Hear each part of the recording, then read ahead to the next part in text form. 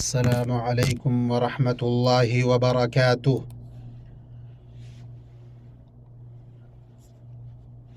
تمام تعریف اللہ کے لیے ہے جو حکیم و خبیر، علیم و قدیر ہے۔ وہ رات سے دن کو ایسے طور پر چھپا دیتا ہے کہ وہ رات اس دن کو جلدی سے آ لیتی ہے، اور سورج اور چاند اور دوسرے ستاروں کو پیدا کیا ایسے طور پر کہ سب اس کے حکم کے تابع ہیں۔ یاد رکھو، اللہ ہی کے لیے خاص ہے خالق ہونا اور حاکم ہونا، بڑی خوبیوں سے بھرا ہوا ہے اللہ جو تمام عالم کا پروردگار ہے۔ یہ اللہ تمہارا رب ہے، اس کے سوا کوئی عبادت کے لائق نہیں، ہر چیز کا پیدا کرنے والا ہے، تو تم اس کی عبادت کرو، اور وہ ہر چیز کا کارساز ہے۔ قرآن کو مخلوق پر رحم کرنے اور ان کے احوال کی اصلاح کے لیے اللہ نے نازل فرمایا۔ ارشاد باری ہے، یہ ایسی کتاب ہے کہ اس کی آیتیں محکم کی گئی ہیں، پھر صاف صاف بیان کی گئی ہیں، حکیم باخبر کی طرف سے۔ یقیناً یہ قرآن وہ راستہ دکھاتا ہے جو بہت سیدھا ہے، اور نیک اعمال کرنے والوں کو خوشخبری دیتا ہے کہ ان کے لیے بہت بڑا اجر ہے۔ اور میں گواہی دیتا ہوں کہ اللہ کے سوا کوئی حقیقی معبود نہیں، اس کے سوا کسی کی عبادت برحق نہیں۔ اور اللہ درود و سلام نازل کرے آپ پر اور آپ کے آل و اصحاب اور متبعین پر۔ اللہ کا لوگوں پر لطف و کرم یہ ہے کہ ان کی طرف محمد صلی اللہ علیہ وسلم کو اس چیز کی دعوت دینے کے والا بنا کر بھیجا جس میں ان کا فائدہ ہے، اور جس کے ذریعے ان پر اللہ کی رحمت نازل ہوتی ہے۔ اللہ فرماتا ہے، میری رحمت تمام اشیاء پر محیط ہے، تو وہ رحمت ان لوگوں کے نام ضرور لکھوں گا جو اللہ سے ڈرتے ہیں اور زکوٰۃ دیتے ہیں، اور جو ہماری آیتوں پر ایمان لاتے ہیں۔ جو لوگ ایسے رسول نبی امی کا اتباع کرتے ہیں جن کو وہ لوگ اپنے پاس تورات و انجیل میں لکھا ہوا پاتے ہیں، وہ ان کو نیک باتوں کا حکم فرماتے ہیں اور بری باتوں سے منع کرتے ہیں، اور پاکیزہ چیزوں کو حلال بتاتے ہیں اور گندی چیزوں کو ان کے اوپر حرام فرماتے ہیں۔ ان لوگوں پر جو بوجھ اور طوق تھے ان کو دور کرتے ہیں۔ سو جو لوگ اس نبی پر ایمان لاتے ان کی حمایت اور مدد کرتے ہیں اور اس نور کا اتباع کرتے ہیں جو ان کے ساتھ بھیجا گیا ہے، ایسے لوگ فلاح پانے والے ہیں۔ آپ کہہ دیجئے، اے لوگو، میں تم سب کی طرف اس اللہ تعالیٰ کا بھیجا ہوا رسول ہوں جس کی بادشاہی تمام آسمانوں اور زمین میں ہے۔ اللہ درود و سلام نازل کرے آپ پر اور آپ کے آل و اصحاب اور متبعین پر۔ اما بعد، لوگو، اپنے رب سے ڈرو اور اس دن کا خوف کرو جس دن باپ اپنے بیٹے کو کوئی نفع نہ پہنچا سکے گا، اور نہ بیٹا اپنے باپ کا ذرا سا بھی فائدہ کرنے والا ہوگا۔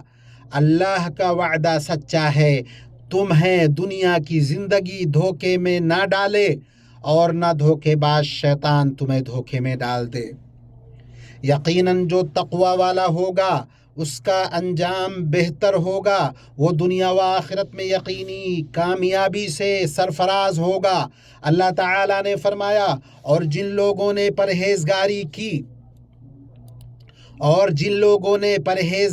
کی انہیں اللہ تعالیٰ ان کی کامیابی کے بدولت بچا لے گا، انہیں کوئی دکھ چھو بھی نہ سکے گا، اور نہ وہ کسی طرح غمگین ہوں گے۔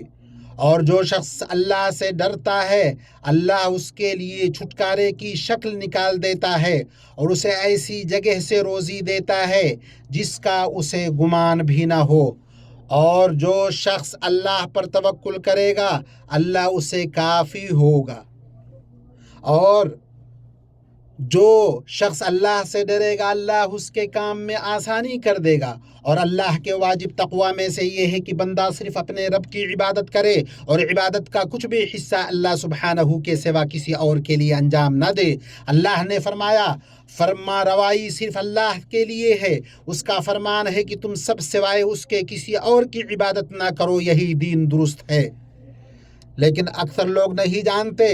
اے لوگو، اپنے اس رب کی عبادت کرو جس نے تمہیں اور تم سے پہلے کے لوگوں کو پیدا کیا، اور یہی شہادت توحید لا الہ الا اللہ کا معنی ہے، جو اسلام کا شعار اور نجات کا سبب ہے۔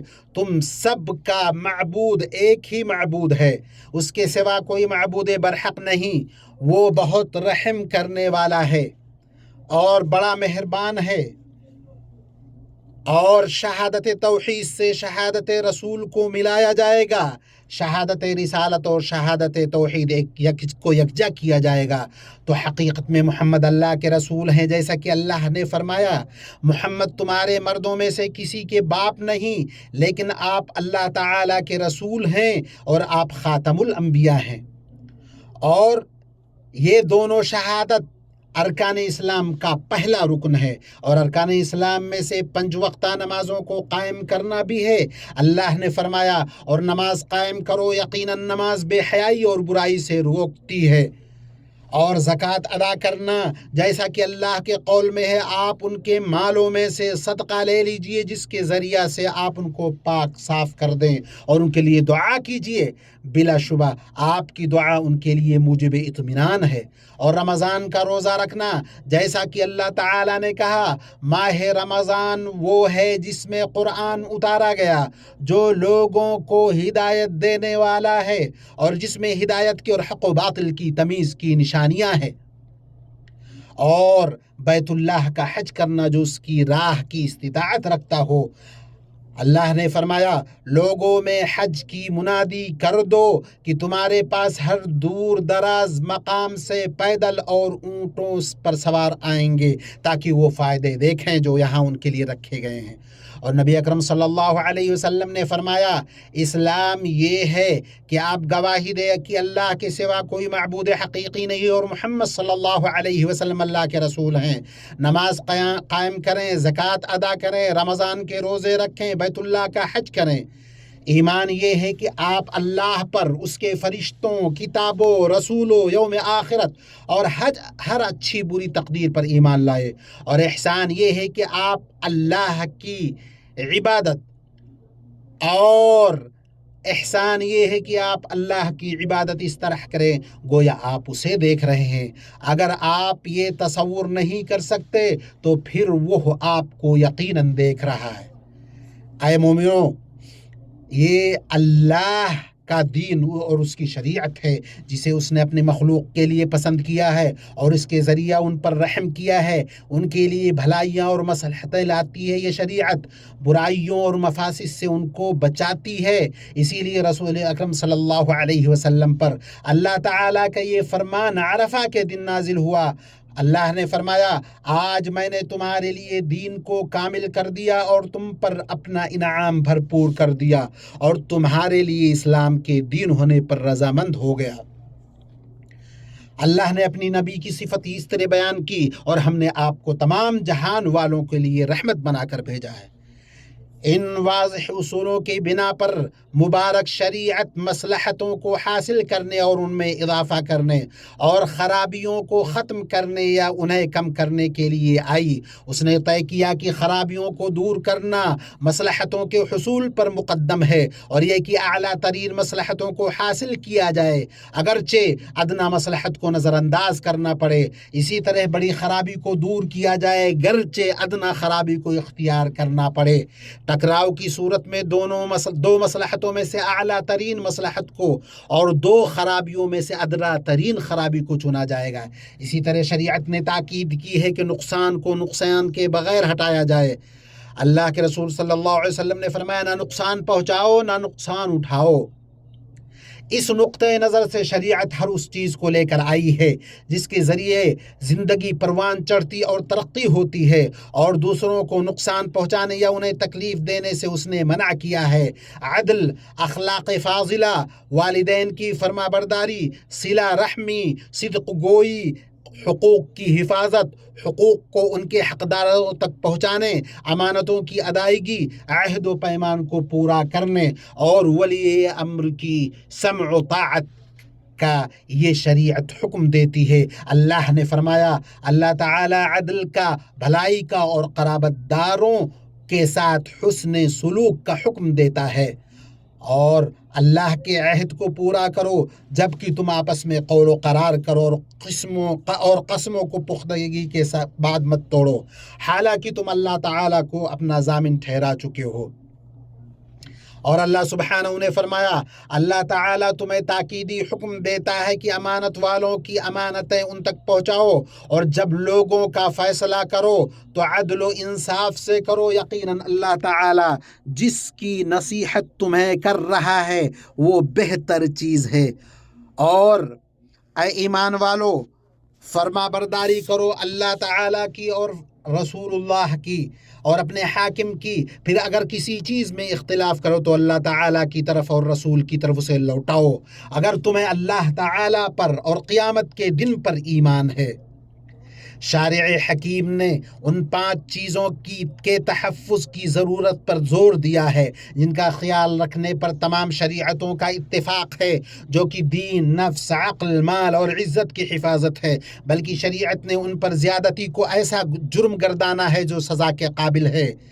اسی طرح ان ضروریات کی حفاظت کرنا جنت میں داخل ہونے، رحمان کی خوشنودی کا سبب ہے، اور اس دنیا میں استحکام، سعادت، ترقی، تہذیب کے اسباب میں سے ہے، اور اگر وہ ضائع ہو جائیں تو زندگی میں خلل پڑ جاتا ہے، اور ان میں کوتاہی آخرت میں عذاب کا باعث ہے۔ اسی لیے حج کے دوران رسول اللہ صلی اللہ علیہ وسلم نے خطبہ میں فرمایا، یقیناً تمہارے خون، تمہارے مال، تمہاری عزتیں تم پر ایسے ہی حرام ہیں جیسے اس شہر میں اس مہینے کے دوران یہ دن حرمت والا ہے۔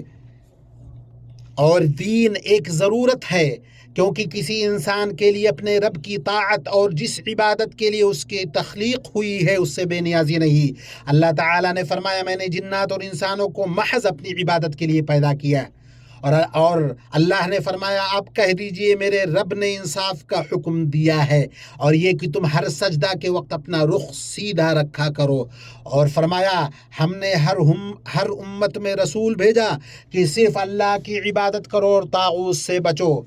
پس بعض لوگوں کو تو اللہ تعالیٰ نے ہدایت دی اور بعض پر گمراہی ثابت ہو گئی، پس تم خود زمین میں چل پھر کر دیکھ لو کہ جھٹلانے والوں کا کیا انجام ہوا۔ اور اللہ تعالیٰ نے نفس کی حفاظت کی ضرورت کو ثابت کرتے ہوئے اور جانوں پر زیادتی کو حرام قرار دیتے ہوئے کہا، اور کسی جان کو جس کا مارنا اللہ نے حرام کر دیا، ہرگز نہ قتل نہ کرنا، اور فرمایا اپنے آپ کو قتل نہ کرو، یقیناً اللہ تعالیٰ تم پر مہربان ہے۔ جو شخص سرکشی اور ظلم کی بنا پر کرے گا، جو شخص یہ سرکشی اور ظلم کی بنا پر کرے گا تو عن قریب ہم اس کو جہنم میں داخل کریں گے۔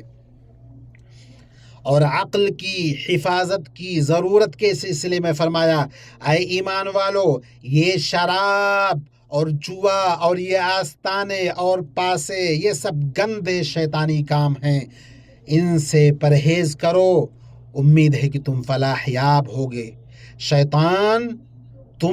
شیطان تو یہ چاہتا ہے کہ شراب اور جوئے کے ذریعے تمہارے درمیان عداوت اور بغض ڈال دے، اور تمہیں اللہ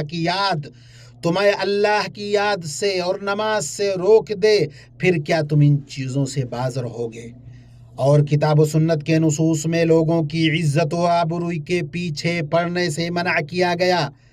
اللہ نے فرمایا جو لوگ مومن مردوں اور عورتوں کو بے قصور اذیت دیتے ہیں انہوں نے بڑے بہتان اور صریح گناہ کا وبال اپنے سر لے لیا ہے۔ اور فرمایا جو لوگ پاک دامن بھولی بھالی با ایمان عورتوں پر تہمت لگاتے ہیں وہ دنیا و آخرت میں ملعون ہے، ان کے لیے بڑا بھاری عذاب ہے۔ اور فرمایا اے ایمان والو کوئی قوم کسی قوم کا مذاق نہ اڑائے، ممکن ہے وہ لوگ ان سے بہتر ہوں، اور نہ عورتیں دوسری عورتوں کا مذاق اڑائیں، ممکن ہے یہ ان سے اچھی ہوں۔ اور آپس میں ایک دوسرے کو عیب نہ لگاؤ، نہ کسی کو برے لقب دو، ایمان کے بعد فسق برا نام ہے، اور جو توبہ نہ کرے وہی ظالم لوگ ہیں۔ اے ایمان والو بہت بدگمانیوں سے بچو، یقین مانو کہ بعد بدگمانیاں گناہ ہیں۔ جاسوسی نہ کرو، غیبت ایک دوسرے کی نہ کرو۔ کیا تم میں سے کوئی بھی اپنے مردہ بھائی کا گوشت کھانا پسند کرتا ہے؟ تم کو گھن آئے گی، اللہ سے ڈرتے رہو، بے شک اللہ توبہ قبول کرنے والا مہربان ہے۔ اور ان باتوں کا تتمہ یہ ہے کہ وسائل کے وہی احکام ہیں جو مقاصد کے ہیں، اور جس چیز کے بغیر حکم پورا نہ ہو وہ بھی حکم میں داخل ہے، اسی طرح جس چیز کے بغیر واجب ادا نہ ہو وہ واجب ہوتی ہے۔ پس جو بھی وسائل شریعت کے مقاصد کی حفاظت کرتے ہیں ان کا شرعاً حکم ہوتا ہے، کیونکہ مقاصد اور ضروری مصلحتوں تک رسائی صرف ان تک پہنچانے والے اسباب اور ذرائع سے ہی ہو سکتی ہے، چنانچہ مقاصد کے ذرائع اور اسباب کا حکم وہی ہوگا جو ان مقاصد کا ہے۔ یہیں سے واضح ہوا کہ ہر مومن کے لیے لازم ہے کہ ان 5 ضروریات کی حفاظت کے لیے کوشاں رہیں، ان سے مخلوق سلامت رہتی ہے، زندگی کو استقرار ملتا ہے، امن عام ہوتا ہے، لوگ اپنی دینی اور دنیاوی مصلحتوں کے حصول پر قادر ہوتے ہیں، اور اس پر ضروری ہے کہ اس بابت اللہ کا تقرب اور آخرت میں ثواب حاصل کرنے کے لیے دوسروں کے ساتھ تعاون کرے۔ اسی طرح ہر مسلمان پر ضروری ہے کہ ان ضروریات کے تحفظ میں شریعت کے مقاصد پر کھلواڑ کرنے والوں کو اثر انداز ہونے کا موقع نہ دے۔ اور ہم میں سے ہر فرد کی اپنے مہم، عمل اور حیثیت کے اعتبار سے اس سلسلہ میں ذمہ داری ہے، اور ہم سب پر ضروری ہے کہ ان ضروریات کے احترام پر لوگوں کی، خاص طور سے نوخیزوں کی تربیت کریں۔ اور جب کہ ان 5 ضروریات کی حفاظت ہر زمان و مکان میں ضروری ہے تو ان معزز مقامات پر ان کی حفاظت اور ضروری ہو جاتی ہے، جیسا کہ اللہ تعالی نے فرمایا جو بھی ظلم کے ساتھ وہاں الحاد کا ارادہ کرے ہم اسے دردناک عذاب چکھائیں گے۔ حج میں شعار کا اظہار اور اللہ کے لیے عبادت میں اخلاص ہے، یہ سیاسی نعرے بازی، گروہ بندی کی جگہ نہیں، چنانچہ ان قوانین اور تعلیمات کی پاسداری ضروری ہے جو ضامن ہیں کہ حجاج اپنے مناسک اور شعائر امن و امان اور اطمینان سے ادا کر سکیں۔ بیت اللہ کے حجاج آپ عرفہ کے عظیم جگہ میں ہیں جہاں اللہ آپ کے ذریعہ فرشتوں پر فخر جتاتا ہے۔ یہ معزز مقام فضیلت والا زمانہ ہے جہاں نیکیاں کئی گنا کر دی جاتی ہیں، گناہ بخش دیے جاتے ہیں، درجات بلند کیے جاتے ہیں۔ تو اللہ کو دکھاؤ کہ تم سنت کا اتباع کر رہے ہو اور اس نبی کریم صلی اللہ علیہ وسلم کی اقتداء کر رہے ہو جنہوں نے اس مقام پر خطبہ دیا، پھر بلال کو حکم دیا تو انہوں نے اذان دی، پھر اقامت کہی، پھر آپ نے جمع اور قصر کے ساتھ ظہر اور عصر کی نماز پڑھی، پھر اپنی اونٹنی پر ٹھہر کر اللہ کا ذکر اور دعا کرتے رہے یہاں تک کہ سورج غروب ہو گیا، پھر مزدلفہ کی طرف چلے اور اپنے صحابہ کو سکینت، وقار اور نرمی کی تلقین کرتے رہے۔ مزدلفہ میں آپ نے مغرب کی نماز 3 رکعت اور عشاء کی نماز 2 رکعت ادا کی، فجر کی نماز کی ادائیگی تک آپ نے وہیں رات بسر کی، پھر روشنی پھیلنے تک آپ نے دعا کی۔ اس کے بعد آپ منا گئے اور بڑے جمرہ کو 7 کنکریاں ماری، قربانی کی، بال مڈائے، طواف افاضہ کیا، پھر منی واپس آئے اور اس میں ایام تشریق کے ایام میں ٹھہرے رہے۔ آپ زیادہ سے زیادہ تکبیر، تحمید اور تحلیل کرتے رہے اور زوال کے بعد تینوں جمرات کو کنکری مارتے رہے۔ چھوٹے اور بیچ والے جمرات کو مارنے کے بعد دعا کرتے رہے اور عذر والوں کو رخصت دی کہ وہ منی میں رات نہ گزاریں۔ رسول اللہ صلی اللہ علیہ وسلم کی سنت یہ ہے کہ منی میں 13 تک ٹھہرا جائے اور یہی افضل ہے، اور آپ نے 12 کو جلدی کرنے کو جائز قرار دیا۔ اور جب آپ حج سے فارغ ہوئے اور سفر کا ارادہ کیا تو کعبہ کا طواف کیا۔ بیت اللہ کے حجاج رسول اللہ صلی اللہ علیہ وسلم نے عرفہ میں روزہ نہیں رکھا تاکہ یہ ذکر اور دعا پر معاون ہو۔ آپ صلی اللہ علیہ وسلم عرفہ میں اللہ کا ذکر اور دعا کرتے رہے، تم بھی ان کی اقتدا کرو۔ اللہ نے فرمایا تم لوگ اپنے پروردگار سے دعا کرو گڑ گڑا کر، چپ کے۔